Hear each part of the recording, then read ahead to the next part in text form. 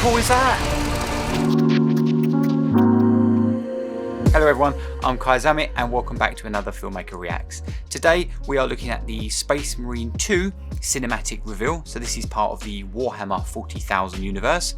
I know a little bit about it. I'm currently right now playing the bolt gun game, but as far as my knowledge when it comes to 40k lore or anything like that, I'm not that clued up on it. I can tell you the difference between a Space Marine and an Orc and things like that, and an Elder. The Space Marines, for looking at the main picture of this, looks like they've changed quite a bit. I remember when they kind of had like just grills on the mouth. My knowledge actually came from the first game, which was over 10 years ago. So yeah, that's actually, other than this bolt gun game that I've been playing recently, my last sort of dealing with Warhammer was actually the Space Marine game. So so yeah, I imagine a lot has changed over the 10 years. Like normal, after we've watched it, I'll answer that very important question.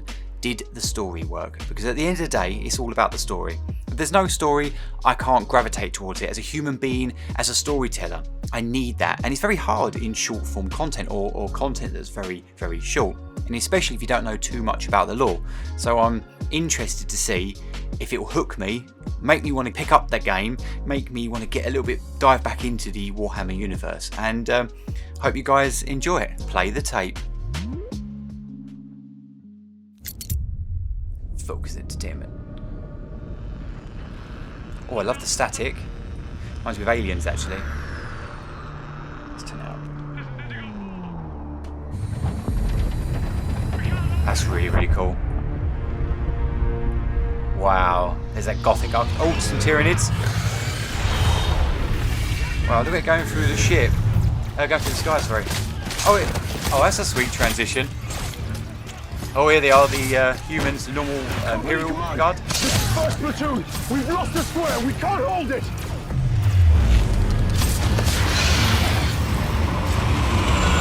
Wow, that's wicked. Whoa! Jet's going over.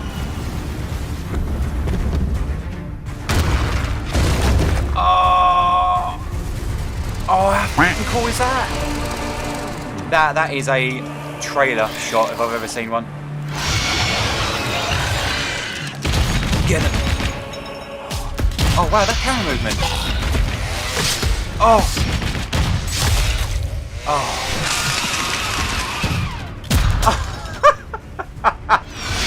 That's like a Mortal Kombat fatality. Come on, big boy. Trod on his head. Oh, this is amazing.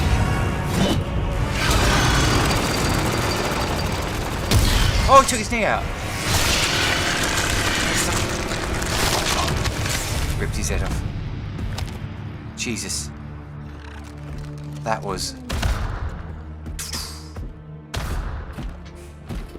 This is absolutely amazing. Whoa! They're massive! I didn't think they were that big. Oh, I love that. That's how powerful they are, taking it all in. Death Angels. Death Angels. Look how cool they look. Holy moly, look at that. Wow. His face. Space Marine 2. Gosh, how quick was that? Oh, we've got gameplay. Wicked, here we go. Wow. That was wicked. That was the quickest 2 minutes and 30 seconds I've ever witnessed. I want more of that, please.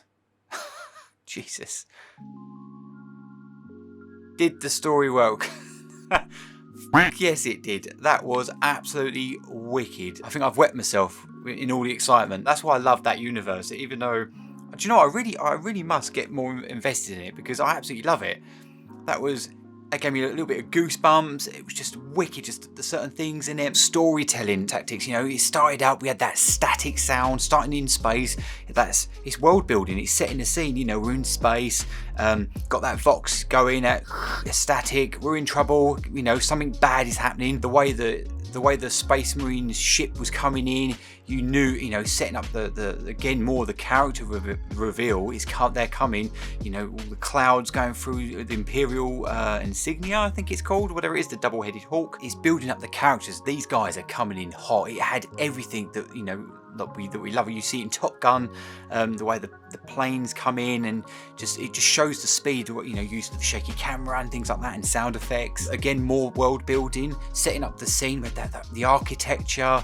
I've seen some of that stuff when I've gone past the Warhammer shops, and it just looks beautiful. But it really shows you the gothic world that it is, and just the way it's beautifully lit. They're very, very cinematic, very beautiful vistas, even though we know underneath that cloud cover all hell was breaking loose. And that scene as well, it very cleverly set out it gave a little bit of foreshadowing of who the main villain is, or at least the faction or race is, and it was like the Tyranids crawling down the side of the building. So earlier, straight away, I immediately knew who the villains were, or it's not the villains or bad guys, but the bad guys that we are going to face, the enemy. I imagine there's going to be chaos and all that sort of stuff in there. But as I said, very early on, bit of foreshadowing. This is who we're going to face. Here's a couple of drones for you to have a look at. I think that's what they're called, I don't know. We had that amazing, which I actually paused for a second there just to look at it in my brain, in my mind palace. That beautiful transition of the ships coming through and the clever use of it. They're going through the cloud cover, and then suddenly you're then transitioning to under the cloud cover, and it's the Imperial Guard running away from the Tyranids. I thought that was a really, really clever way, or clever cinematography and storytelling technique, because it just flowed, didn't it? Because it took you away from the ships and what's in there? What's in there? Even though we kind of know what's in there, most fans will do. But if you're a cold caller, fresh to it, looking at it and going, what the hell, what's in those ships? It easily took your attention from them to the Imperial, because it was actually a very smooth, in fact, transition. Lovely stuff that was. Another thing that I really liked, the use of the Imperial Guard. This is brilliant, this part, and I love it. You also see this in Transformers and things like that. The clever use of size. What I mean by that, even though the Imperial Guard are humans, that that is us effectively, they use that to remind us. And I actually had that shock moment when I saw the size of the Space Marines walking past them. It kind of shocked me how big they were. Whoa, they're massive. I didn't think they were that big, and that's what they're there for. You see it in Godzilla and as I said, Transformers. They are there to help us, to remind us of how big these things are. Either it be superheroes or whatever it is, it's just to remind us of that balance. But not only that, the Imperial Guard, we were looking through his eyes. I was anyway, especially as I don't know so much about the lore. It is for someone that doesn't really know about the lore too much, you don't need to understand what the hell is going on. The way he looked at them, like, oh my god, the size of them. He's hiding behind the wall, watching them come down and land and just absolutely mop the floor with the Tyranids. Beautiful writing. I love it when they do that. However, I say that in the Transformers case, I don't like it too much, because all I care about is the Transformers. But in this universe, the Warhammer, yeah, that was wicked. I really quite like the Imperial Guards. It makes me wonder if you get to see a little bit more through their eyes when the actual game comes. I'll be actually really interested to see what happens with that and what they do. That arrival scene was fantastic. They used the 3 rule, or the 3 shot setup, and that is you see parts of the character before you get the full reveal, and it normally tends to be in 3 parts. So in this case it was the chainsword, and then it was the feet leaping off the ship, and then they crash land for that lovely dolly shot going forward, or that tracking shot going forward, and then they had that little tilt that was the trailer shot, is what they normally call it in cinema terms. By having your characters backlit, everything looks really powerful, beautiful cinematography. That is the way to go, and they did that in that trailer shot. I'm going to keep calling it the trailer shot. Cameras tracking up, looking at them, they're beautifully backlit. You've got a little side light coming off the side, a bit of a key going across the armour, the pauldron, all the nooks and crannies going on, and it just makes them look really epic. They shot it low because obviously they had the feet landing, but by tilting the camera up, they had that power. They looked powerful, because that's the little clever trick there. If you want someone to look powerful, you shoot up at them, make them look superior. That it happened later on. There was that he went really slow motion, and he was really taking it in. It was there to show you sort of the power struggle, the difference in how strong they are, how weak we are, or the human side is, or whatever it is. And actually, come to think of it had loads of power struggles in the actual camera techniques. There was lots of crash zooms out, you know, the way they move, the Space Marines move, they're very heavy. The way the Tyranids sort of step, the droney, well, I'm going to keep calling them drones, I don't know what they're called, the little ones, the way they walk backwards, they step back to remind us, yo, these Space Marines are not to be messed with, they're powerful. And then you've got the big daddy, the champion, I'm guessing is what I'm going to call it. Actually, then you had the champions facing off. They're very clever. Whoever did this understands how to make someone feel using cinematography. You know, they used a lot of Dutch angles, and that means, you know, rather than a straight like this, a Dutch angle was like that, and then it followed the smaller Tyranids running in before they blasted them all away. And then the crash zooms, as I said, or zoom outs to show body movements.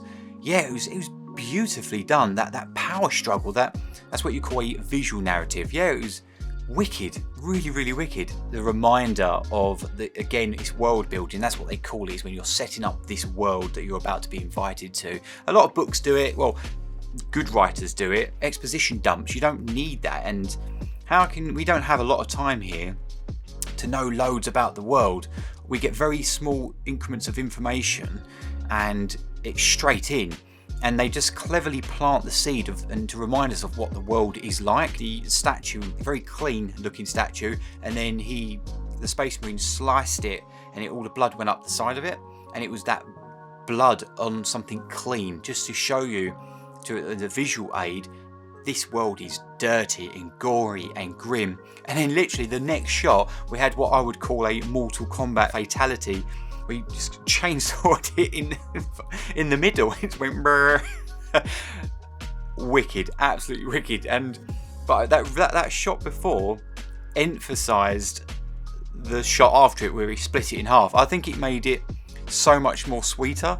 It just was. I was just like, at the very end, you had a shot where the space. Well, before the gameplay, I'm still talking about the cinematic here. You had the 3 Space Marines looking at the world that's just happened. What that's called is it's basically a form of foreshadowing. They did it with the Tyranids earlier, to mention these are the villains, bad guys that we're going to be facing, or the faction. This is them looking out.